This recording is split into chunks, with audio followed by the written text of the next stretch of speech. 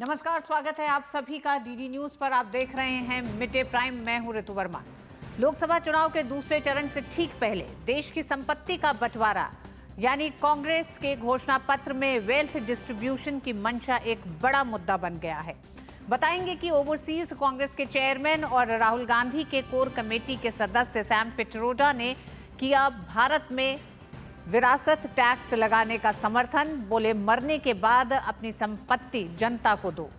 PM ने सरगुजा की चुनावी रैली से सैम पित्रोदा के बयान पर पलटवार करते हुए कहा कि ये कांग्रेस की पुरानी सोच है। कांग्रेस की लूट जिंदगी के साथ भी और जिंदगी के बाद भी। विस्तार से होगी चर्चा कांग्रेस के विवादित बयान और उस पर बीजेपी के पलटवार पर, लेकिन सबसे पहले अभी तक की बड़ी खबरों पर नजर डालते हैं।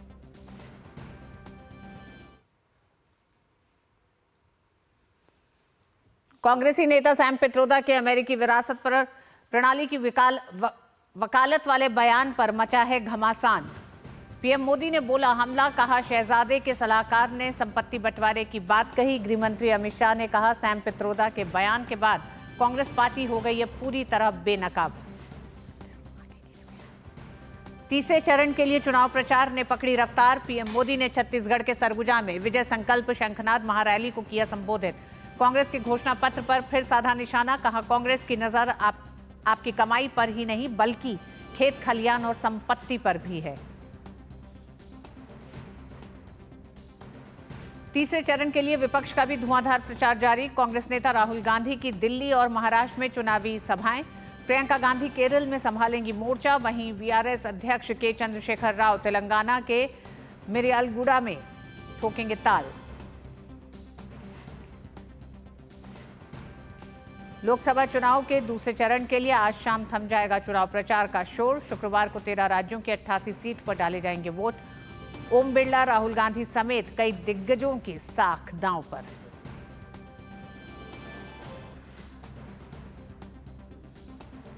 प्रधानमंत्री नरेंद्र मोदी ने आपदा प्रतिरोधी बुनियादी ढांचे पर अंतर्राष्ट्रीय सम्मेलन 2024 को किया संबोधित। बेहतर कल के लिए लचीले बुनियादी ढांचे के निर्माण पर दिया जोर।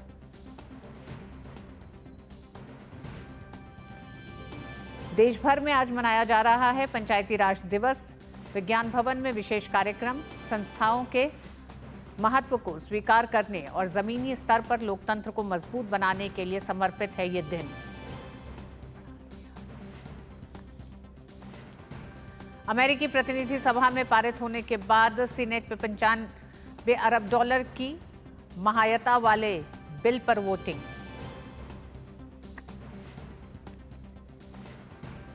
इंडियन प्रीमियर लीग में आज होने वाले मैच में गुजरात टाइटंस का सामना दिल्ली कैपिटल्स से प्लेऑफ में पहुंचने के लिए दिल्ली को अब अपने सभी मुकाबलों में दर्ज करनी होगी जीत। और सबसे पहले बड़ी खबरों पर नजर डालते हैं। इंडियन ओवरसीज कांग्रेस के अध्यक्ष सैम पित्रोदा का विरासत टैक्स को लेकर दिए गए बयान ने एक नई बहस छेड़ दी है। उन्होंने कहा है कि अमेरिका में विरासत टैक्स लगता है जो काफी दिलचस्प कानून है। भारत में ऐसा कोई कानून नहीं है, लेकिन मुझे लगता है कि इस पर चर्चा होनी चाहिए। सैम पित्रोदा ने अमेरिका की विरासत कर प्रणाली को भारत में लागू करने की वकालत की है, जिसके तहत व्यक्ति की मृत्यु के बाद उसकी संपत्ति का 55% सरकार द्वारा ले लिया जाएगा। इस बयान के बाद सियासी घमासान तेज हो गया है। सबसे पहले सुनते हैं इंडियन ओवरसीज कांग्रेस के अध्यक्ष सैम पित्रोदा के इस विषय पर क्या कहा। In America, there is an inheritance tax. So if, let's say, one has $100 million worth of wealth, and when he dies, he can only transfer probably 45% to his children.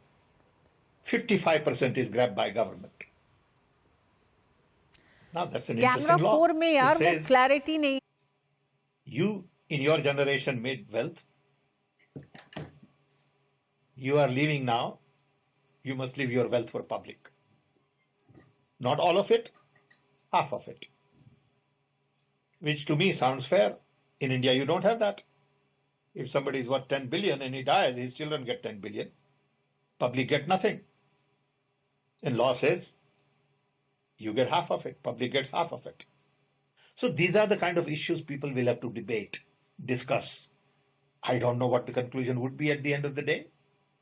But when we talk about redistributing wealth, we are talking about new policies, new programs that are in the interest of the people and not in the interest of super rich only. और Sam Pitroda के बयान पर प्रधानमंत्री ने जमकर हमला बोला है। प्रधानमंत्री ने कहा कि कांग्रेस के खतरनाक इरादे एक के बाद एक खुलकर सामने आ रहे हैं। प्रधानमंत्री ने कहा कि शाही परिवार के शहजादे के सलाहकार का कहना है कि विरासत पर ज्यादा टैक्स लगना चाहिए। साथ ही पीएम ने कहा कि कांग्रेस का पंजा आपकी संपत्ति आपके बच्चों से छीन लेगा। पार्टी के खतरनाक इरादे एक के बाद एक खुलकर सामने आ रहे हैं। शाही परिवार के शाहजादे के सलाहकार, इस शाही परिवार के शाहजादे के पिताजी के भी सलाहकार, उन्होंने कुछ समय पहले कहा था, और ये परिवार उन्हीं की बात मानता है। उन्होंने कहा था कि हमारा देश का जो मिडिल क्लास है, मध्यम वर्गीय लोग हैं, जो मेहनत करके कमाते हैं, उन्होंने कहा उन पर ज्यादा टैक्स लगना चाहिए। ये इन्होंने पब्लिकली कहा है। अब ये लोग उससे भी एक कदम आगे चले गए हैं। अब कांग्रेस का कहना है कि वो इनहेरिटेंस टैक्स लगाएगी, माता पिता से मिलने वाली विरासत पर भी टैक्स लगाएगी। आप जो अपनी मेहनत से संपत्ति जुटाते हैं, वो आपके बच्चों को नहीं मिलेगी, बल्कि कांग्रेस सरकार का पंजा उसे भी आपसे छीन लेगा।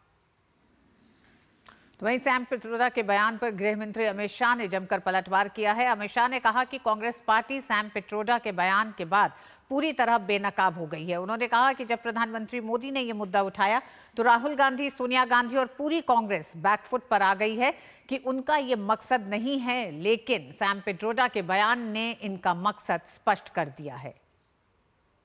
कांग्रेस पार्टी सैम पित्रोदा के बयान के बाद कंप्लीटली एक्सपोज हो गई। सबसे पहले घोषणा पत्र में सर्वे, मनमोहन सिंह का पुराना बयान जो कांग्रेस की लेगेसी है कि हम देश के संसाधन पर सबसे पहला अधिकार माइनॉरिटीज का मानते हैं, और अब इनके मैनिफेस्टो बनाने में जिनकी अहम भूमिका है वो सैम पित्रोदा का बयान कि संपत्ति के बंटवारे पर विचार होना चाहिए।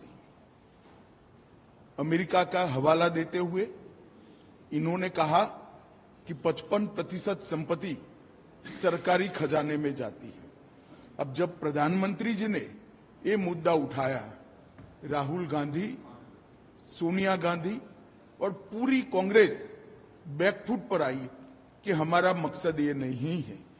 परंतु आज सैम पित्रोदा जी के बयान ने कांग्रेस का मकसद देश के सामने स्पष्ट कर दिया है।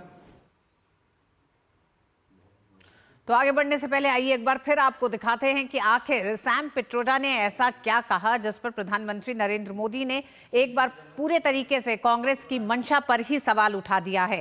सैम पित्रोदा ने अपने बयान में कहा कि अमेरिका में विरासत कर लगता है, और इस बारे में हम आपको बताएंगे, लेकिन उससे पहले आइए सीधे रुख करते हैं। प्रियंका गांधी एक जनसभा को संबोधित कर रही हैं। ശ്രദ്ധിച്ചാൽ മനസ്സിലാകും അവർ ഒരിക്കലും ഈ രാജ്യത്തെ ജനങ്ങളുടെ പ്രധാന പ്രശ്നങ്ങളെ പറ്റി സംസാരിക്കുന്നില്ല. ഈ രാജ്യത്തെ തൊഴിലില്ലായ്മയെ കുറിച്ച് അവർ സംസാരിക്കുന്നില്ല. ഈ രാജ്യത്തെ വിലക്കയറ്റത്തെ കുറിച്ച് അവർ സംസാരിക്കുന്നില്ല. ഓരോ ദിവസവും ജനങ്ങൾക്ക് യാതൊരു താല്പര്യവുമില്ലാത്ത അപ്രസക്തമായ വിഷയങ്ങൾ അവർ ഉണ്ടാക്കിക്കൊണ്ടുവരും. ആ വിഷയങ്ങളെ കുറിച്ച് രാജ്യം മുഴുവൻ ചർച്ച ചെയ്യും, മാധ്യമങ്ങൾ ചർച്ച ചെയ്യും. നിങ്ങളുടെ ശ്രദ്ധ മുഴുവൻ നിങ്ങൾക്കൊരു പ്രയോജനമില്ലാത്ത പ്രശ്നങ്ങളെ കുറിച്ച് സംസാരിച്ച് അതിലേക്ക് ശ്രദ്ധ കേന്ദ്രീകരിക്കാനാണ് അവർ ഇപ്പോൾ തീരുമാനിച്ചിട്ടുള്ളത്. The truth is that in the last 10 years they have done all they could to destroy every institution that protects the rights of the public in this country. സത്യം എന്താണെന്ന് നിങ്ങൾക്കറിയാമോ? കഴിഞ്ഞ 10 വർഷങ്ങളായി ഈ രാജ്യത്തെ ജനങ്ങളുടെ അവകാശങ്ങൾ സംരക്ഷിക്കുന്ന ഓരോ ഭരണഘടനാ സ്ഥാപനത്തെയും ഇല്ലാതാക്കാൻ അവർക്ക് സാധ്യമായതെല്ലാം BJP സർക്കാർ ചെയ്തു എന്നാണ് ഇവിടുത്തെ യാഥാർത്ഥ്യം. Anybody who fights for you, anybody who speaks out against them, anybody who speaks out for you is harassed, intimidated and brought to their knees. ഈ രാജ്യത്തെ ജനങ്ങൾക്ക് വേണ്ടി ആര് സംസാരിക്കുന്നു, ഈ രാജ്യത്തെ ജനങ്ങൾക്ക് വേണ്ടി ആര് BJPക്കെതിരെ പറയുന്നു, അവരെയൊക്കെ ഭീഷണിപ്പെടുത്തുകയാണ്, അധിക്ഷേപിക്കുകയാണ്, അവരെയൊക്കെ മുട്ടുകുത്തിക്കുകയാണ് ഈ BJP ഗവൺമെന്റ് ചെയ്യുന്നത്. Today, their leaders are even talking about changing the constitution. It is the constitution which protects your rights. It is the constitution that sees each one of you as equal. It is the constitution that gives you your right to vote, your right to reservations, and every right that makes you strong. And their leaders are going all across the country, slowly talking about the fact that if you give them another majority in this election, they are going to change the constitution. അത് മാത്രമല്ല, ഈ രാജ്യത്തെ ഭരണഘടനയെ മാറ്റി എഴുതുന്നതിനെ കുറിച്ച് അവർ സംസാരിക്കുകയാണ്. നിങ്ങൾ മനസ്സിലാക്കണം, നിങ്ങൾക്ക് എല്ലാവർക്കും വോട്ട് ചെയ്യാനുള്ള അവകാശം നൽകുന്നത് ഈ ഭരണഘടനയാണ്. നിങ്ങൾക്ക് എല്ലാവർക്കും തുല്യ അവകാശങ്ങൾ നൽകുന്നത് ഈ ഭരണഘടനയാണ്. ഞങ്ങൾക്ക് വലിയ ഭൂരിപക്ഷം ലഭിച്ചാൽ ഞങ്ങൾ ഈ രാജ്യത്തെ ഭരണഘടന മാറ്റി എഴുതും എന്നാണ് ഈ BJP സർക്കാർ രാജ്യം മുഴുവൻ സംസാരിച്ചുകൊണ്ടിരിക്കുന്നത്. It must be the first time in the history of this nation and our democracy that 2 sitting chief ministers have been jailed right at the time of the elections. അത് മാത്രമല്ല, तो प्रियंका गांधी इस समय केरल में चुनावी रैली को संबोधित कर रही हैं। इससे पहले जहां हम बात कर रहे थे कि किस तरह से आज सुबह से ही सैम पिट्रोडा के बयान को लेकर भारतीय जनता पार्टी लगातार कांग्रेस पर पलटवार कर रही है, आगे बढ़ते हुए एक बार बताते हैं कि आखिर सैम पिट्रोडा ने ऐसा कहा क्या। सैम पिट्रोडा का कहना है कि अमेरिका में विरासत कर लगता है। उन्होंने ये भी कहा कि किस तरह से अगर किसी के पास $100 मिलियन की संपत्ति है और जब वह मर जाता है तो वह केवल 45% अपने बच्चों को ट्रांसफर कर सकता है। ऐसा ये अमेरिकी कानून है, विरासत टैक्स। उन्होंने कहा कि 55% सरकार द्वारा हड़प लिया जाता है। उनका ये भी कहना था सैम पिट्रोडा का कि ये एक दिलचस्प कानून है। उन्होंने सैम पिट्रोडा ने ये कहा कि ये कहता है कि आपने अपनी पीढ़ी में संपत्ति बनाई और अब आप जा रहे हैं, आपको अपनी संपत्ति जनता के लिए छोड़नी चाहिए। साथ ही साथ सैम पिट्रोडा ने आगे कहा कि उन्होंने कहा है कि ये जो निष्पक्ष कानून है मुझे अच्छा लगता है, यानी कि भारत के संदर्भ में उनका कहना है कि इस कानून पर विचार करना चाहिए।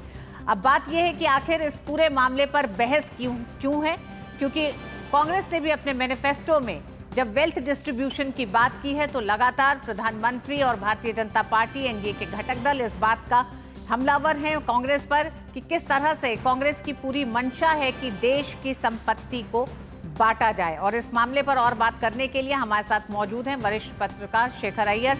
शेखर अय्यर साहब, कांग्रेस मैनिफेस्टो में एक बात जिसको लेकर प्रधानमंत्री अमित शाह से लेकर एनडीए और भारतीय जनता पार्टी के तमाम नेताओं ने शुरुआती बहस ये शुरू हुई कि कांग्रेस की नजर अब जनता की संपत्ति पर है।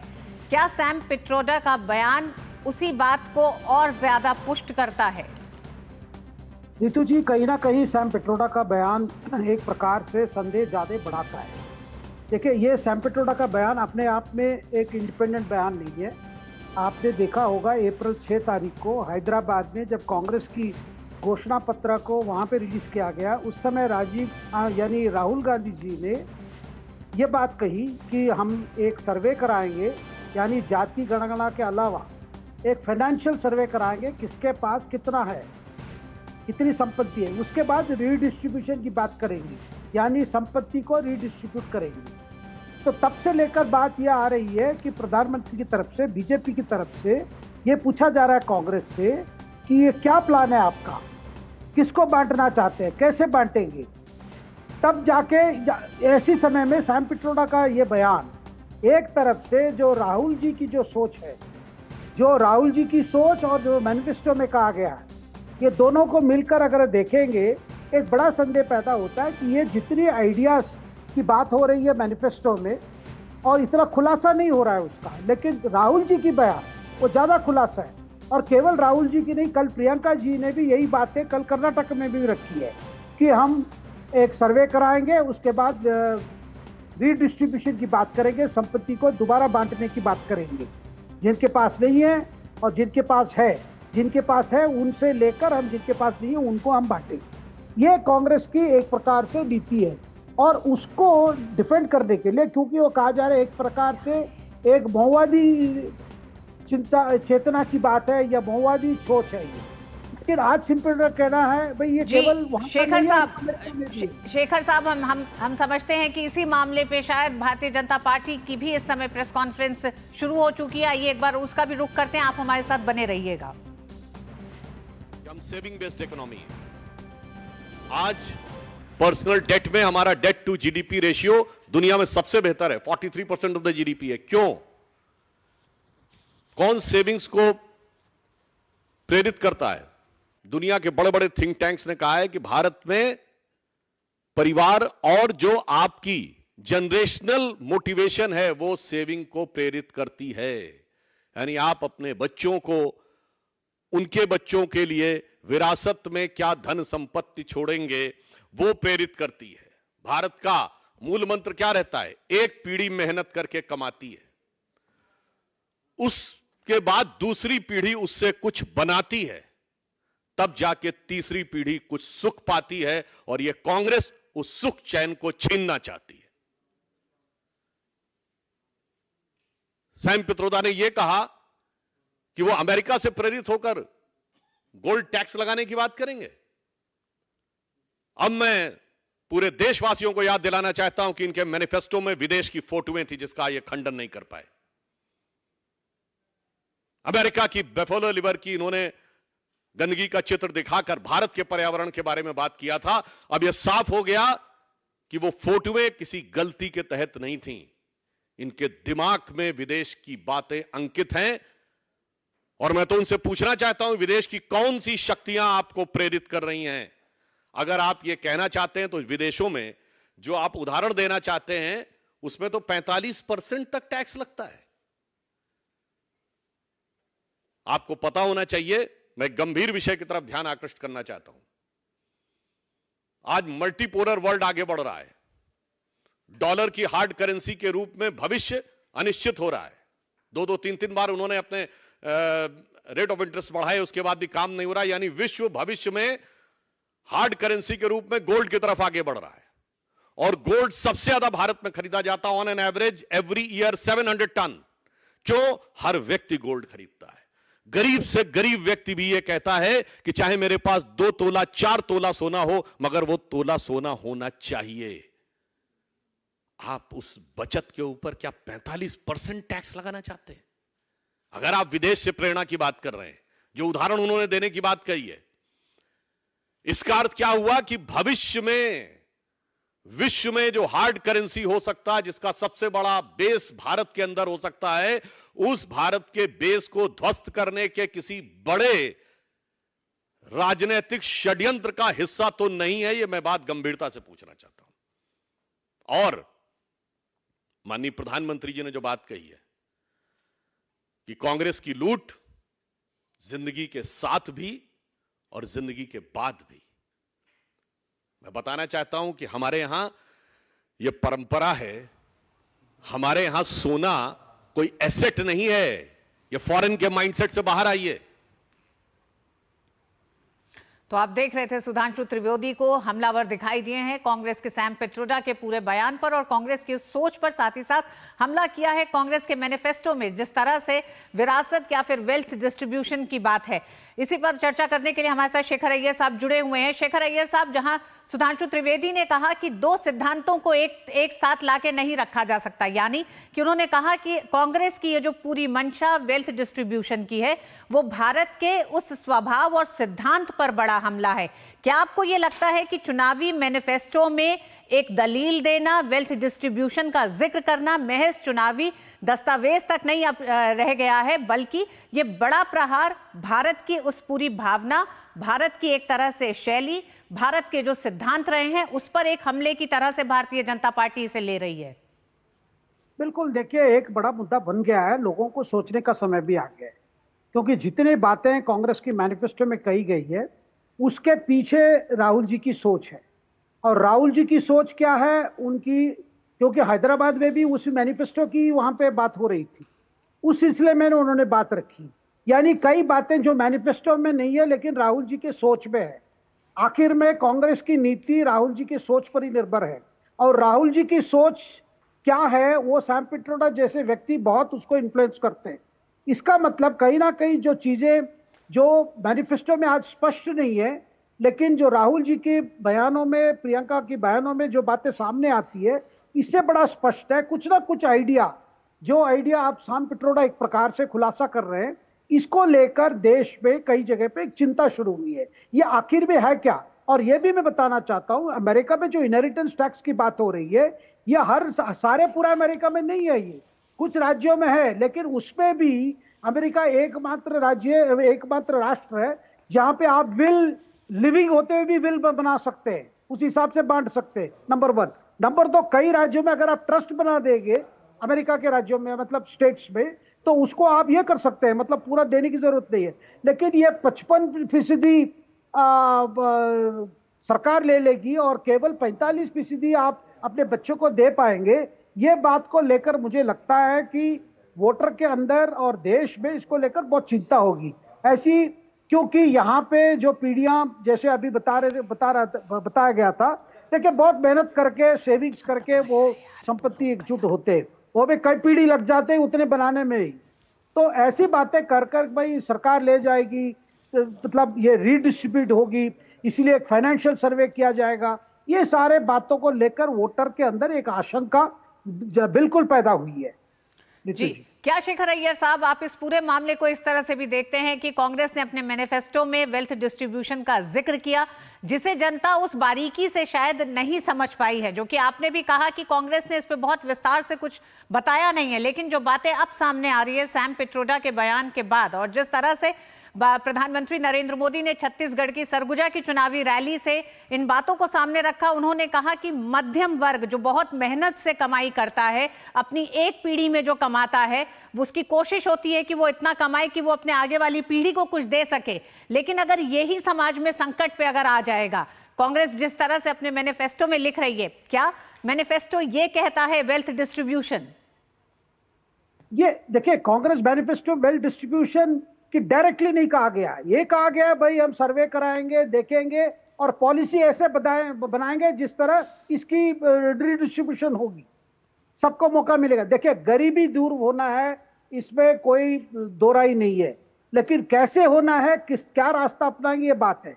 क्योंकि पहले लग रहा था कि कांग्रेस की सोच में ज्यादातर अल्ट्रा लेफ्ट की मतलब बातें आ रही है, यानी जिसको माओवादी चेतना कहिए, ये चिंतन कहिए, जो भी कहिए। लेकिन आज इसको डाइवर्ट करने के लिए, जैसे आज प्राइम मिनिस्टर कह रहे थे भाई ज्यादा माओवादी की बात हो रही है तो बता दो भाई अमेरिका में भी ऐसा ही है। लेकिन एक बात क्लियर है, तो कांग्रेस की जो बार बार कांग्रेस की तरफ से जो कही जा रही है, एक तो हम जाति के रूप में जनगणना करेंगे, कास्ट बेस्ड सर्वे करेंगे, साथ में फाइनेंशियल सर्वे भी करेंगे, किसके पास कितनी संपत्ति है, तो उस हिसाब से फिर जाके पॉलिसी बनेगी, उस पॉलिसी के हिसाब से हम फिर ये करेंगे, डिस्ट्रीब्यूट करेंगे। तो कैसे डिस्ट्रीब्यूट करेंगे, किसी से लेकर करेंगे, वो क्या हमारी कॉन्स्टिट्यूशन अलाउ करती है, क्या राइट टू प्रॉपर्टी एक राइट है कि नहीं है। देखिए, इसमें बहुत चीजें विवाद है, केवल ये बातें कहकर चुनाव, देखिए मूल बात क्या है, कांग्रेस की जो अप्रोच रही है, 3-4 जो वर्ग है उनको टारगेट करके कैसे उनके वोट पर कैसे हम जीत सकते हैं, ये सोच को लेकर उन्होंने इस तरह की रणनीति बनी ही है कि भाई ये हम कर देंगे, ये कर देंगे, कह देना है, और बाद में जाके अगर इसी तरह हम गरीबी हटाएंगे करके एक बता दो, तो ताकि वोटर्स ये हो जाएंगे। लेकिन प्रैक्टिकलिटी क्या है, विश्व में कहीं भी ऋतु जी इस तरह की फॉर्मूला अप्लाई नहीं हुआ है कि आप पूरा वेल्थ मतलब किसी से ले लो और किसी को बांट दो। केवल हम अपने वेल्थ को बांट सकते हैं जी, लेकिन आप इस तरह लेकर बांटेंगे, इसमें लीगल बातें आती है, लीगल इश्यूज आती है, जो सही बात भी नहीं है और सच बात भी नहीं है, और जो प्रैक्टिकल भी नहीं है। उन बातों को कांग्रेस एक प्रकार से छुपा के कर रही है, क्योंकि आज साहब पिट्रोडा के बयान के बाद कांग्रेस की तरफ भी कही गई है भाई ये हमारा आइडिया नहीं है, हम इसको डिस्टेंस करते हैं। लेकिन शेखर साहब आप हमारे साथ बने रहिएगा, हमारे साथ शैलेंद्र मिश्रा भी जुड़ गए हैं। शैलेन से बात करेंगे, लेकिन शेखर साहब अभी शेखर साहब, जिस तरह से हम लगातार इस पर बात कर रहे हैं और इस समय समझने की भी जरूरत है बहुत ज्यादा, क्योंकि कांग्रेस ने अपने मैनिफेस्टो में जिस डिस्ट्रीब्यूशन ऑफ वेल्थ का जिक्र किया, उसे लेकर प्रधानमंत्री ने जब सबसे पहली बार ये बात कही कि भारत में एक बड़ा संकट सामने आने जा रहा है, कांग्रेस ने अपने मैनिफेस्टो में जिस वेल्थ डिस्ट्रीब्यूशन का जिक्र किया है वो कहीं ना कहीं इशारा करता है कि बड़ी सबकी संपत्तियों का सर्वे करके, यानी फाइनेंशियल सर्वे करके, उस संपत्ति को ज्यादा बच्चे वालों में बांटा जाएगा। एक स्टेटमेंट ये भी था जिस पर कांग्रेस ने पलटवार किया, लेकिन उसके बाद अब सैम पिट्रोडा का बयान बहुत साफ ये दिखाता है कि विदेशी यानी फिर या कि अमेरिका की जो नीतियां रही हैं उसको कहीं ना कहीं भारत में अपनाने की जो बात की जा रही है। दो अलग अलग सिद्धांतों पे दो देश चल रहे हैं। हमारा समाज अमेरिका का जिस तरह से समाज चलता है शायद वैसा नहीं है। हमारे समाज की अपनी वैल्यूज और अपना जो स्वभाव है बहुत अलग है। हमारे समाज में पीढ़ियों दर पीढ़ियों जिस तरह से उस संपत्ति को रखा जाता है, उस संपत्ति को बांटा जाता है और उसको बड़ी मेहनत से कमा के इस्तेमाल करने के लिए, अगर मध्यम वर्ग को ये आशंका हो कि ये संपत्ति उनसे ले ली जाएगी, तो क्या आपको लगता है कि ये इस चुनाव में एक बड़ा मुद्दा होने जा रहा है? हम जानते हैं 2 दिन के बाद दूसरे चरण का चुनाव है। बिल्कुल रितु जी, ये सारे बातों को लेकर वोटर के अंदर चिंता आएगी, क्योंकि सैम पिट्रोडा ये भी कह रहे हैं मैं टैक्स भी बढ़ाना है, और टैक्स बढ़ाना है मतलब जो टैक्स अभी दे रहे हैं उन्हीं पर बढ़ेगा, जो अभी टैक्स नहीं दे रहे हैं उन पर तो नहीं बढ़ेगा। तो सवाल आता है क्या गरीबी ऐसी दूर हो सकेगी इस तरह टैक्स बढ़ा के, किसी से संपत्ति छीन के, या ऐसा कदम लिया जाए जिसमें जो अति गरीब है उनको खड़े होने के लिए मौका देने के लिए कई कार्यक्रम करके, पॉलिसी इनिशिएटिव्स करके होना है, जो बात बार बार एनडीए और बीजेपी कही आ रही है। शेखर साहब आप हमारे साथ बने रहिएगा, इसलिए कि एक और अभी बड़ी खबर आ रही है। दिल्ली आबकारी नीति घोटाला मामले में मनीष सिसोदिया की न्यायिक हिरासत 7 मई तक बढ़ी। ये बड़ी खबर, दिल्ली आबकारी नीति घोटाले मामले में मनीष सिसोदिया को एक बार फिर जमानत नहीं मिली है, उनकी न्यायिक हिरासत 7 मई तक बढ़ा दी गई है। शेखर साहब, तो ये वो तमाम ऐसे मुद्दे हैं, मनीष सिसोदिया की न्यायिक हिरासत 7 मई तक बढ़ी है, राउज एवेन्यू कोर्ट ने बढ़ाई हिरासत। मनीष सिसोदिया लगातार अपनी एक तरह से जमानत की अर्जी लगाते रहे हैं, तो उन्हें जमानत नहीं मिल रही है। 7 मई तक उनकी न्यायिक हिरासत बढ़ा दी गई है। वक्त एक छोटे से ब्रेक का है, ब्रेक के बाद फिर हम हाजिर होंगे। डीडी न्यूज में खबरें जारी हैं, देखते रहिए मिड डे प्राइम।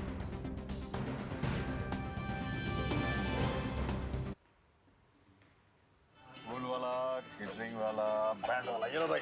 बैंड बजेगी पापा, अगर गड़बड़ हुई तो गए पैसे। अरे नहीं रे, बैंक संभाल लेगा। कैसे? मैंने पॉजिटिव पे सिस्टम पे रजिस्टर किया है। बैंक को चेक्स और बेनिफिशियरीज की जानकारी दे दी है। बैंक चेक करेगा, जांच करेगा, डिटेल्स मैच नहीं तो क्लियरेंस नहीं। अच्छा, लाइए मुझे दीजिए। फोटो वाला, लाइट वाला, मंडप वाला। आरबीआई कहता है जानकार बनिए, सतर्क रहिए। बिल्कुल सही कह रहे हैं।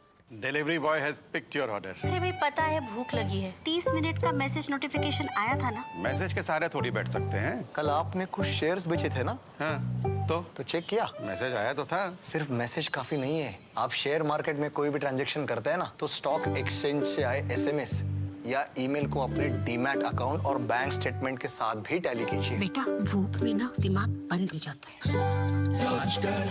समझ कर इन्वेस्ट कर। तब घर में अगर कोई बीमार पड़ जाए ना तो इलाज के लिए घर बिक जाता था, पीढ़ियां कर्ज में डूब जाती थी। और आज तो अस्पताल के खर्चे की फिक्र नहीं सताती। और याद है जब 60 साल में सिर्फ 7 एम्स बने थे, वहीं 10 साल में 16 नए बन गए। और फिर भी मोदी जी कहते हैं ये तो बस ट्रेलर है। करोड़ों लोगों को 5 लाख तक का मुफ्त इलाज मिला है। ये है मोदी की गारंटी। तो फिर हमने भी सोच लिया, फिर एक बार मोदी सरकार। और ये है हमारी भी गारंटी। कमल का बटन दबाएं, भाजपा को जिताएं। यकीन है खुद पर है नाज। सुनती हूँ अपने मन की आवाज। कभी शर्मीली तो कभी हूँ जाबाज। रुकना मेरी आदत नहीं, थमना मेरी चाहत नहीं। हूँ नारी, यही मेरा अंदाज। हर जिम्मेदारी मैं बखूबी निभाती हूँ। वोट दे, प्राउड वोटर कहलाऊंगी। पूरे देश संग चुनाव का पर्व मनाऊंगी। और आइए बात करते हैं 24 की चुनौती की से जुड़ी खबरों की।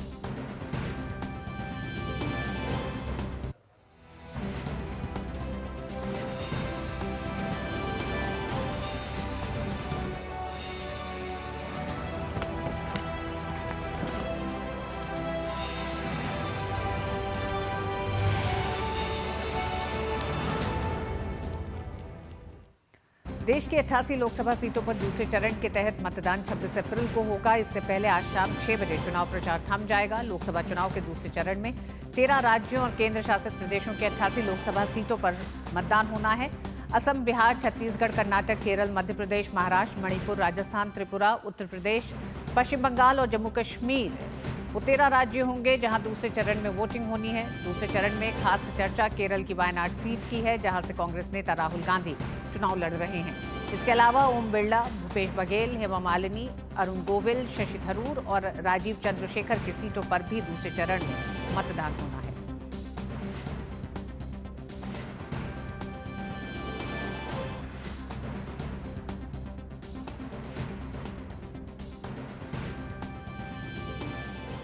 और लोकसभा चुनाव के दूसरे चरण के लिए कई दिग्गज चुनावी मैदान में हैं, जिसमें भाजपा से लेकर कांग्रेस के बड़े दिग्गजों की किस्मत का फैसला होगा। इन नामों को अगर देखें तो इसमें शामिल हैं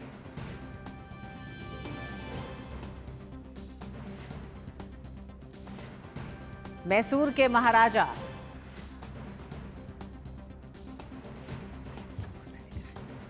बेंगलुरु दक्षिण कर्नाटक सीट से तेजस्वी सूर्या अध्यक्ष भारतीय जनता पार्टी युवा मोर्चा के। वहीं स्टार उम्मीदवारों में भारतीय जनता पार्टी की बेंगलुरु उत्तर से केंद्रीय राज्य मंत्री शोभा करंदलाजे हैं। चुनावी मैदान में दूसरे चरण में सुरेश गोपी भारतीय जनता पार्टी के त्रिशूर केरल सीट से हैं, मलयालम अभिनेता हैं, ये चुनावी मैदान में मौजूद हैं। तो वहीं अनिल के एंटनी कांग्रेस नेता ए के एंटनी के बेटे हैं, पतनथिट्टा केरल से चुनावी मैदान में हैं। बीजेपी के अटिंगल से केंद्रीय राज्य मंत्री वी मुरलीधरन चुनावी मैदान में मौजूद है। दूसरे चरण का चुनाव बेहद अहम होने जा रहा है। स्टार उम्मीदवारों में राजीव चंद्रशेखर भारतीय जनता पार्टी के तिरुवनंतपुरम से केंद्रीय मंत्री हैं। राजीव चंद्रशेखर ये भी चुनावी मैदान में मौजूद हैं दूसरे चरण में। वहीं के सुरेंद्रन भारतीय जनता पार्टी के वायनाड केरल से, वायनाड बेहद अहम सीट होने जा रही है, प्रदेश अध्यक्ष है भारतीय जनता पार्टी के केरल से। वहीं विष्णुदत्त शर्मा भारतीय जनता पार्टी के खजुराहो से प्रदेश अध्यक्ष भाजपा मध्य प्रदेश से हैं चुनावी मैदान में। नवनीत कौर राणा बीजेपी अमरावती महाराष्ट्र से सांसद हैं, चुनावी मैदान में दूसरे चरण में मौजूद हैं। और इन्हीं के साथ मौजूद हैं गजेंद्र सिंह शेखावत भी केंद्रीय मंत्री भारतीय जनता पार्टी जोधपुर से हैं। हम जानते हैं कि दूसरे चरण की 26 अप्रैल को होने वाले वोट में कैलाश चौधरी केंद्रीय राज्य मंत्री भारतीय जनता पार्टी बाड़मेर से। और आइए अब एक नजर डालते हैं कांग्रेस के उम्मीदवारों पर। राहुल गांधी वायनाड से चुनावी मैदान में है। दूसरे चरण के चुनाव में 26 अप्रैल को तारिक अनवर पूर्व केंद्रीय मंत्री कटिहार से चुनावी मैदान में हैं। तो वहीं कांग्रेस के उम्मीदवारों में भूपेश बघेल हैं, छत्तीसगढ़ के पूर्व मुख्यमंत्री राजनांदगांव से छत्तीसगढ़ से चुनावी मैदान में हैं। डीके पप्पू यादव हैं निर्दलीय पूर्णिया से पूर्व सांसद। और हम जानते हैं कि पूर्णिया सीट को लेकर एक लंबा विवाद रहा। साथ ही साथ H D Kumaraswamy Janata Dal S से मांड्या से कर्नाटक के पूर्व मुख्यमंत्री हैं, चुनावी मैदान में मौजूद हैं।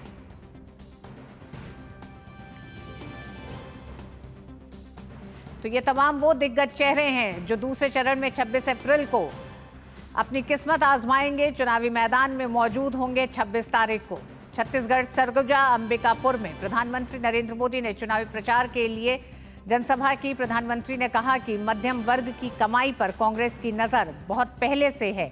ये अब पैतृक संपत्ति पर भी टैक्स लगाने के इरादे के साथ काम कर रहे हैं। पीएम ने कांग्रेस के मैनिफेस्टो पर मुस्लिम लीग की छाप से ग्रसित बताया। उन्होंने कहा कि कांग्रेस धर्म के आधार पर आरक्षण लागू करना चाहती है और ये उसकी पुरानी नीति है।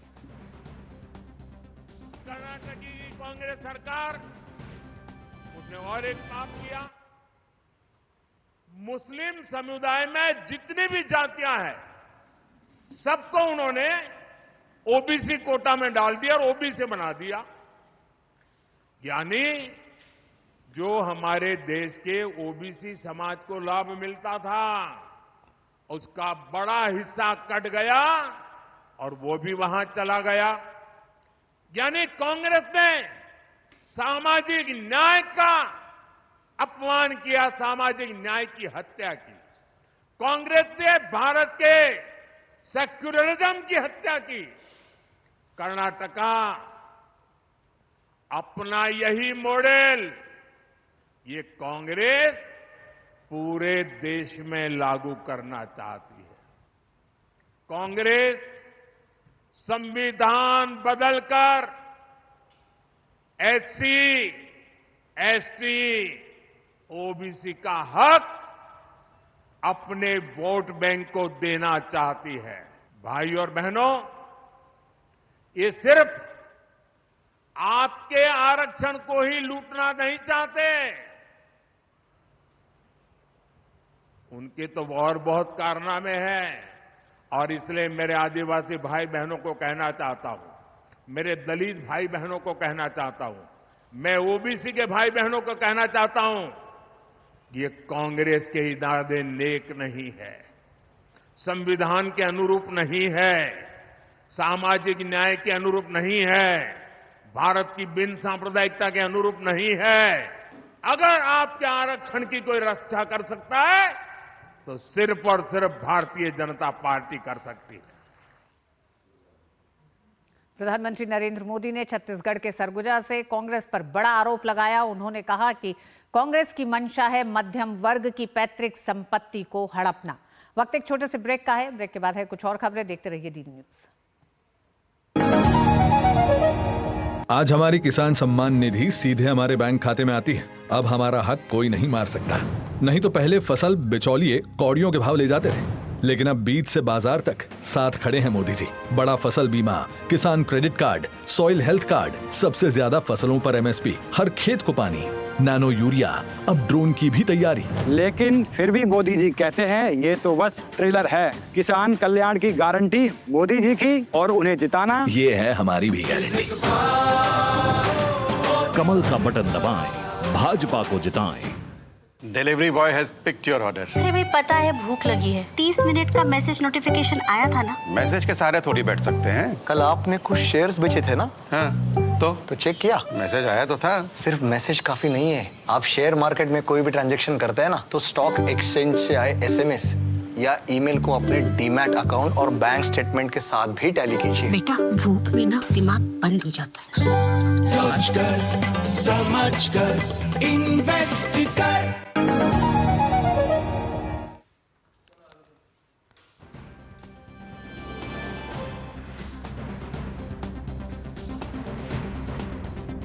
मध्य प्रदेश के मुख्यमंत्री डॉक्टर मोहन यादव ने कांग्रेस के घोषणा पत्र पर निशाना साधते हुए कहा कि कांग्रेस का मैनिफेस्टो खास वर्ग के लोगों के लिए है। हमारे संवाददाता नीरज सिंह ने मोहन यादव से खास बातचीत की।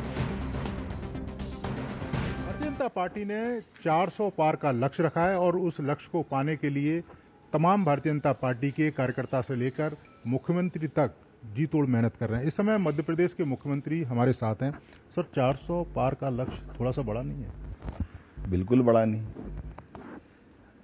कोई राजनीतिक दल अगर चुनाव लड़ने जाएगा तो उसको तो 100% की बात करना चाहिए। तो हमारे हिसाब से तो अगले राउंड में हम 100% जीतेंगे। अभी हमने कहा कि हमारी गठबंधन के साथ 400 जीतेंगे। निश्चित रूप से जो माननीय प्रधानमंत्री जी और हमारी भाजपा की पिछली बार की आप याद करें 2014 में जब हमने कहा पूर्ण बहुमत की सरकार बनेगी, तब लोगों ने मजाक बनाया था, लेकिन पूर्ण बहुमत की सरकार बनी। फिर हमने कहा 300 पार, तो हमने कहा 300 पार। दूसरा सर, 2019 में भारतीय जनता पार्टी ने मध्य प्रदेश में जिस तरह की बढ़त ली थी, एक बड़ी जिम्मेदारी आपके ऊपर भी है, क्योंकि उस समय शिवराज चौहान जी थे और इस समय आप हैं, तो एक बड़ी जिम्मेदारी है। निश्चित रूप से जवाबदारी बड़ी है, लेकिन मुझे मालूम है मेरा परिवार बहुत अच्छा है। हमारे यहाँ सामूहिक नेतृत्व की व्यवस्था रहती है। मैं मुख्यमंत्री जरूर हूँ, लेकिन मुझे सबका सहयोग मिलता है और स्वाभाविक रूप से हमारी पार्टी की जड़ें इतनी गहरी है कि जनता का विश्वास है। कांग्रेस पार्टी की बात करें, क्या नेतृत्व की कमी है कि दिग्विजय सिंह को इतने सालों के बाद फिर दोबारा चुनावी मैदान में उतारा? तो कांग्रेस पार्टी क्या नेतृत्व विहीन है? मैं तो कांग्रेस के बारे में क्या कहूं, लेकिन दिख रहा है जैसे आप बताइए ना, जिस दिन से दिग्विजय सिंह जी की घोषणा हुई तो उनने पहली बार भोपाल क्यों छोड़ा? गए बार वो यहाँ से हारे थे, वो लड़ते एक बार, फिर उनने जब राजगढ़ भी सीट डिक्लेयर हुई तो उन्होंने कहा पार्टी का आदेश है, इसका मतलब उनको जबरदस्ती लड़ा रहा है, उनकी इच्छा नहीं है। तो कांग्रेस की हालत ही ऐसी है कि कांग्रेस लगातार अपने लिए, अपनी इस अवस्था के लिए कांग्रेस ही जवाबदार है, जिसका सुस्पष्ट कोई लक्ष्य नहीं है, ना कार्यकर्ता है, ना उनकी ट्रेनिंग है, ना मानसिकता है। ईवीएम पर भी सवाल उठाने लगे हैं कि ईवीएम से चुनाव नहीं होने चाहिए। यही नाचने जाने आंगन टेढ़ा उनका स्वभाव है। वो अगर अभी से माहौल बनाने लग गए कि 400 क्यों कह रहे हैं, अरे भाई तुम 500 बोलो ना, आपको किसने रोका है? आपका कॉन्फिडेंस नहीं है, हम क्या करें? हमारी तो तैयारी है, तो जीतेंगे। तो उन्होंने, हमने तो पहले ही कहा था कि इनने मैनेज कर लिया है। धन्यवाद। तो ये थे हमारे साथ मध्य प्रदेश के मुख्यमंत्री, जो बता रहे थे कि इस बार भारतीय जनता पार्टी मध्य प्रदेश की सभी सीटों पर चुनाव जीतेगी और इसके साथ साथ ही विकास एक बड़ा मुद्दा है। जिस तरीके से दूसरे राज्यों में विकास हो रहा है, मध्य प्रदेश भी उसी राह पर आगे चल रहा है। अब चुनावी परिणाम बताएंगे कि भारतीय जनता पार्टी मध्य प्रदेश से कितनी सीटें जीत पाती है। कैमरामैन मोहित उइके के साथ नीरज सिंह, डीडी न्यूज, भोपाल। और कांग्रेस के घोषणा पत्र को लेकर भारतीय जनता पार्टी लगातार हमले कर रही है। आज भारतीय जनता पार्टी कार्यकर्ताओं ने अकबर रोड पर विरोध प्रदर्शन किया। इस अवसर पर दिल्ली भाजपा अध्यक्ष वीरेंद्र सचदेवा ने कहा कि कांग्रेस के घोषणा पत्र में स्त्री धन पर जो हमला है वो सीधे सीधे देश के बहुसंख्यक समाज पर हमला है। उन्होंने कांग्रेस से सवाल किया कि इस देश में हिंदू होना क्या गुनाह है? इनके मंगलसूत्र और गहने छीन कर कांग्रेस किसे देना चाहती है? राहुल गांधी इसका जवाब। कांग्रेस का जो मैनिफेस्टो में स्त्री धन पर जो हमला है, ये सीधा सीधा देश के बहुसंख्यक समाज पर हमला है। इस देश में तुष्टीकरण की नीति को बढ़ाने का हमला है, इस देश को कमजोर करने की कोशिश है। मैं कांग्रेस से एक सवाल पूछना चाहता हूँ। आपने घोषणा पत्र में लिखा है कि हम सत्ता में आएंगे तो आर्थिक सर्वेक्षण कराएंगे, संपत्ति का सर्वे करवाएंगे। वो संपत्ति किसे बांटना चाहते हैं?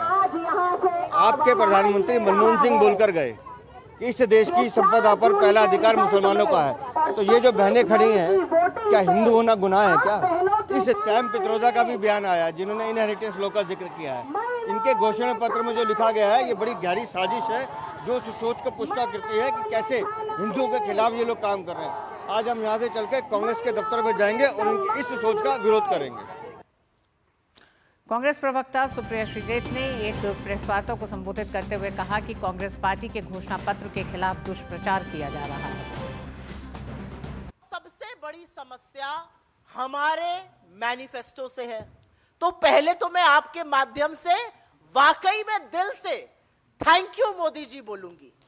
आपने हमारे खिलाफ दुष्प्रचार करके, झूठ बोल के, मनगढ़ंत कहानियां रच के हमारे मैनिफेस्टो को तो घर घर तक पहुंचा दिया। हर व्यक्ति हमारा मैनिफेस्टो पढ़ रहा है। अमेरिका में भी लोग पढ़ के कह रहे हैं वाह क्या गजब मैनिफेस्टो बनाया। यहाँ का युवा पढ़ रहा है, लड़के लड़कियां बुजुर्ग कह रहे हैं हाँ कांग्रेस का मैनिफेस्टो पढ़ा, बहुत बढ़िया है, बहुत क्रांतिकारी है। तो थैंक यू मोदी जी तो बनता है।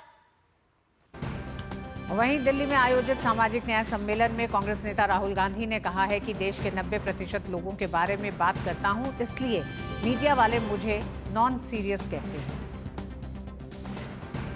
फिर मीडिया में मेरे बारे में कहते थे कि पॉलिटिक्स में इंटरेस्टेड नहीं है, non serious. Amitabh Bachchan, Aishwarya Rai, Virat Kohli serious. और जब भी कोई 90% की बात करता है तो वो नॉन सीरियस हो जाता है। तो एक तरफ सुप्रिया श्रीनेत कहती हैं कि प्रधानमंत्री मोदी ने उनके मैनिफेस्टो को चर्चित कर दिया है, तो वहीं दूसरी तरफ राहुल गांधी कहते हैं कि मीडिया उनको बहुत ही नॉन सीरियस समझता है। और चुनाव की चुनौती की तमाम जो खबरें थी उनमें अभी तक के लिए इतना ही। वक्त एक छोटे से ब्रेक का।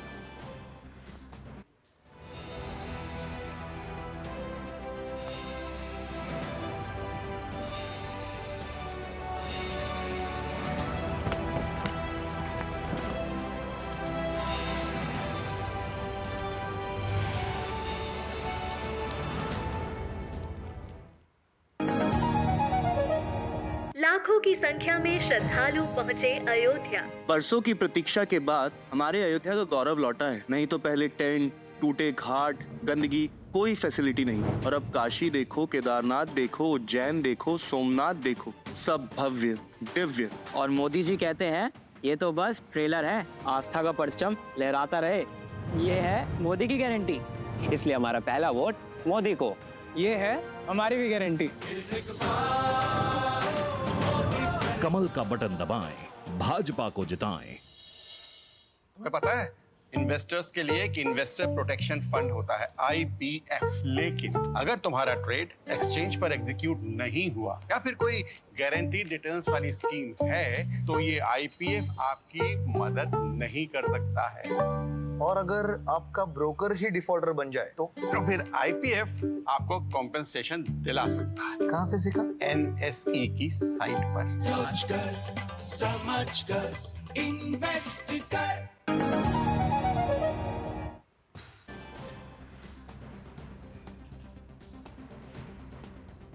प्रधानमंत्री नरेंद्र मोदी ने दिल्ली के भारत मंडपम में आयोजित आपदा प्रतिरोधी बुनियादी ढांचे पर अंतर्राष्ट्रीय सम्मेलन को संबोधित किया। प्रधानमंत्री ने इस अवसर पर कहा कि पिछले कुछ वर्षों में CDRI की वृद्धि प्रभावशाली रही है, जो भविष्य के लिए अच्छा संकेत है।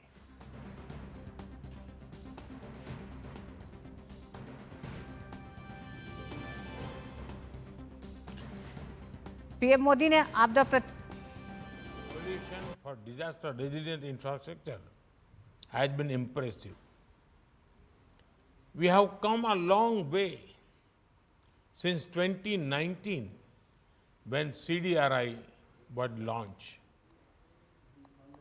It is now a global coalition of 39 countries and 7 organizations.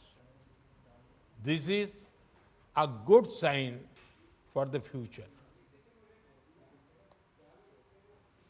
PM Modi ने आपदा प्रतिरोधी बुनियादी ढांचे पर अंतर्राष्ट्रीय सम्मेलन को संबोधित करते हुए कहा कि हम सभी ने देखा है कि प्राकृतिक आपदाएं लगातार और अधिक गंभीर होती जा रही हैं। उनके कारण होने वाली क्षति आमतौर पर डॉलर में बताई जाती है, लेकिन लोगों, परिवारों और समुदायों पर इसका वास्तविक प्रभाव इन आंकड़ों से परे है। प्रधानमंत्री ने कहा कि बेहतर कल के लिए हमें आज लचीले बुनियादी ढांचे में निवेश करना चाहिए। लचीलेपन को नए बुनियादी ढांचे के निर्माण में शामिल करने की जरूरत है। आपदा के बाद स्वाभाविक रूप से राहत और पुनर्वास पर ध्यान केंद्रित किया जाना चाहिए। We must invest in resilient infrastructure today for better tomorrow. Resilience needs to be factored into new infrastructure creation. Further, it also needs to be a part of post-disaster rebuilding. After disasters, the immediate focus is naturally on relief and rehabilitation. After the initial response, our focus should also include resilience of infrastructure. और national institute of disaster management के professor Santosh Kumar हम इस विषय पर बात करने के लिए हमारे साथ जुड़ गए हैं। प्रोफेसर साहब, आपका बहुत बहुत स्वागत है। प्रोफेसर साहब, आज के इस पूरे अपने संबोधन में क्या आप मानते हैं कि प्रधानमंत्री नरेंद्र मोदी ने आपदा प्रबंधन में एक नया डायमेंशन दिया है, एक नए तरीके से सोचने की जरूरत है जब आपदा प्रबंधन पर अब आगे बढ़ते हैं? जी बिल्कुल है, और राष्ट्रीय स्तर पे भी और अंतर्राष्ट्रीय स्तर पे भी, क्योंकि एक नई सोच विकसित हुई है। पहले क्या होता था कि आपदाओं के पश्चात केवल रिलीफ की बात होती थी। वर्तमान में जो नई सोच आई और इधर CDRI का गठन हुआ और भारतवर्ष में भी एक नई संरचना हुई आपदा प्रबंधन में, उसमें 15th फाइनेंस कमीशन जो 15वीं वित्तीय आयोग है, वो एक नए आयाम का एक नए इनोवेटिव टूल्स लाए, फाइनेंशियल टूल्स, जिसमें आपदा के पश्चात, जैसा प्रधानमंत्री जी ने कहा कि आपदाओं के पश्चात केवल रिस्पॉन्स और रिलीफ की आवश्यकता नहीं है, इसके साथ जो रिहेबिलिटेशन है, रिकंस्ट्रक्शन है, उसमें भी रेजिलियंस बिल्डिंग की आवश्यकता है। तो पहले की बात होती थी तो उसमें हमारे पास बजटीय प्रावधान नहीं होता था। अभी एक नया आयाम है हमारे देश में। और जो CDRI की बात है, तो CDRI एक बड़ी अच्छी शुरुआत हुई अंतर्राष्ट्रीय स्तर पे, काफी देश इसका लाभ उठा रहे हैं। साउथ साउथ कॉर्पोरेशन में इसकी इनिशिएटिव जो है वो काफी अच्छा प्रभाव डाल रही है। अभी G20 में इस पे काफी चर्चा हुई, एक स्पेशल ग्रुप का गठन हुआ और एक टास्क फोर्स बनी। तो एक आपदा प्रबंधन में आप ये कह सकते हैं कि एक नई लहर है, एक नई शुरुआत है। Pre disaster planning, pre disaster recovery, post disaster recovery and pre disaster resilience building is very बहुत महत्वपूर्ण चीज है। और इस तरह से जो नई जो शुरुआत हुई है क्लाइमेट चेंज के संदर्भ में भी, ये इसके दूरगामी परिणाम होंगे। दूरगामी परिणाम का मतलब है कि अगर बुनियादी ढांचे अगर हमारे मजबूत होते हैं, लचीलापन होता है और खास करके ये मजबूत होते हैं, जिसमें हम ये कहते हैं रिजिलियंट के साथ साथ आगे बढ़ते हैं, तो जो नुकसान होते हैं इंफ्रास्ट्रक्चर में, वो नुकसान को काफी कम किया जा सकता है। जिस तरह से इन्वेस्टमेंट हमारे डेवलपमेंट सेक्टर्स में हो रहे हैं या होने वाले हैं आगे के फ्यूचर में, और रिजिलियंस को देखते हुए अगर इंफ्रास्ट्रक्चर में इन्वेस्टमेंट किया जाए तो निश्चित रूप से प्रभाव को कम किया जा सकता है। तो माननीय प्रधानमंत्री जी की जो बात उन्होंने कही, और खास करके जो इनिशिएटिव्स हुए हैं राष्ट्रीय और अंतर्राष्ट्रीय स्तर पे, इस तरह की सोच को काफी आगे ले जाएगा कि हमारे जो इनबिल्ट इंफ्रास्ट्रक्चर हैं उनके अलग रिस्क है, लेकिन जो नई जो चीजें बनेंगी उसमें रिजिलियंस को लाने का एक बहुत अच्छी शुरुआत हुई है। जी प्रोफेसर साहब, प्रधानमंत्री ने लचीले बुनियादी ढांचे की भी जो बात की है, और आने वाले भविष्य में एक तरह से आपदा प्रबंधन की दिशा में ये भी एक बड़ा कदम होगा और एक नए तरीके से सोच की तरफ हम आगे बढ़ेंगे जब हम आपदा प्रबंधन की बात करते हैं। क्योंकि अब भारत का भी पूरा एक तरह से कह सकते हैं अनुभव होने जा रहा है, तकरीबन 20 साल का इस क्षेत्र में। जी, भारतवर्ष कई राष्ट्रों को भी मदद किया है पिछले कई वर्षों में, चाहे वो टर्की का भूकंप हो, चाहे वो नेपाल का भूकंप हो, और इस तरह की कई भी विभीषिकाएं हुई हैं, अभी UAE में हुआ। तो जो चीजें बदल रही हैं और उसके साथ जो भारत की भूमिका भी काफी बदल रही है। भारत की भूमिका अंतर्राष्ट्रीय में आपदा प्रबंधन में पहले हम लोग बाहर की ओर देखते थे, लेकिन अब वर्तमान में ऐसा हो गया कि हम अपनी क्षमता का विकास तो किया ही है। विभिन्न राज्यों की भी क्षमता बढ़ी है, राष्ट्रीय स्तर पे भी क्षमता बढ़ी है, और इससे हम क्या कर रहे हैं कि अंतर्राष्ट्रीय जो हमारे देश हैं उनको भी हम मदद कर रहे हैं। और ये जो हमारा CDRI एक बड़ा अद्भुत उदाहरण है उस संदर्भ में कि भारत ने इनिशिएटिव लिया और इंफ्रास्ट्रक्चर को मजबूत बनाने के लिए आगे बढ़े। और जो वर्तमान में अभी जो कार्यशाला चल रही है, इस कार्यशाला में इन बातों का भी जिक्र हो रहा है कि जो फाइनेंशियल इंस्टीट्यूशंस हमारे देश के, या अंतर्राष्ट्रीय स्तर पे चाहे बैंक ऑफ अमेरिका हो, स्विस बैंक हो, SDFC, किसी तरह के भी बैंकिंग सेक्टर में भी किस तरह से रिजिलियंस इंफ्रास्ट्रक्चर के इन्वेस्टमेंट को प्राथमिकता दिया जाए, और साथ साथ जो क्लाइमेट चेंज की जो भूमिका बन रही है, जो से नए हमारे जोखिम बढ़ रहे हैं, उसको भी एड्रेस करना चाहिए। तो ये दोनों राष्ट्रीय स्तर पे जो 15वें वित्तीय आयोग में जो कई चीजें दी गई हैं आपदा प्रबंधन में रिजिलियंट बनाने के लिए इंफ्रास्ट्रक्चर को, और साथ ही साथ जो लॉन्ग टर्म रिकवरी रिकंस्ट्रक्शन में भी इसकी बात कही गई, जो हमारा टिकाऊ हो, हमारा जो भी इन्वेस्टमेंट हो उसका असर दूरगामी हो, लंबा उसका समय काल हो, और जिससे हमें उसके डिविडेंड हमेशा मिलते रहे। तो यही अच्छी बात है। भारत में आपदाओं से निपटने के लिए रेजिलिएंट इंफ्रास्ट्रक्चर की बात प्रधानमंत्री ने की, साथ ही साथ प्रधानमंत्री ने कुछ नए एक तरह से सुझाव भी इस मंच से सुझाए। बहुत बहुत धन्यवाद उन पर विस्तार से बात करने के लिए हमसे। और वक्त एक छोटे से ब्रेक का है।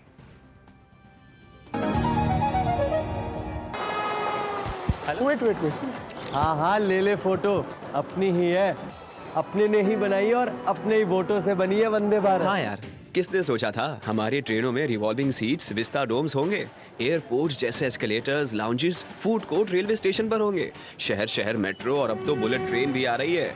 और फिर भी पता है मोदी जी क्या कहते हैं कि ये तो बस ट्रेलर है। लाइफ इजी बना दी मोदी जी ने, और अब हम उनकी जीत इजी बनाएंगे। वर्ल्ड क्लास फैसिलिटीज की गारंटी मोदी की, मोदी जी को वोट देने की गारंटी हमारी। कमल का बटन दबाएं, भाजपा को जिताएं।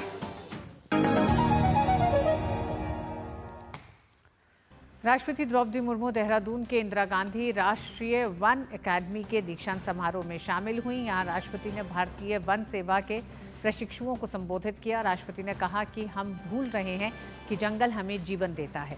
आपके पास जंगल संरक्षण की जिम्मेदारी है और मुझे उम्मीद है कि आप अपने दायित्व का अच्छे से पालन करेंगे। पर्यावरण एवं जंगलों की महत्ता के बारे में पिछले सप्ताह उच्चतम न्यायालय ने एक महत्वपूर्ण बात कही है। जंगलों के महत्व को जानबूझकर भुलाने की गलती मानव समाज कर रही है। हम ये भूलते जा रहे हैं कि वन हमारे लिए जीवनदाता है। आपके पास जंगलों के संरक्षण, संवर्धन एवं पोषण की जिम्मेदारी है। मुझे पूर्ण विश्वास है कि आप अपने इस अप्रतिम दायित्व के प्रति सजग और सचेत होंगे एवं पूर्ण निष्ठा से अपने उत्तरदायित्व का निर्वहन करेंगे। राष्ट्रपति ने महिला वन अधिकारियों की सराहना करते हुए कहा कि मैं उम्मीद करती हूं कि आने वाले समय में महिला वन अधिकारियों की संख्या बढ़ेगी। मैं इंडियन फॉरेस्ट सर्विस के 2022 बैच के सभी प्रशिक्षु अधिकारियों को बहुत बहुत बधाई देती हूँ। मुझे बताया गया है कि इस बैच में 10 महिला अधिकारी हैं। आप सभी महिला अधिकारियों को मैं विशेष बधाई देती हूँ, क्योंकि आप समाज के प्रगतिशील बदलाव की प्रतीक है। मैं आशा करती हूँ कि आने वाले समय में महिला अधिकारियों की संख्या और भी बढ़ेगा। और इसी के साथ मिड डे प्राइम में आज बस इतना ही। मुझे दीजिए अनुमति। डीडी न्यूज़ पे खबरें जारी रहेंगी।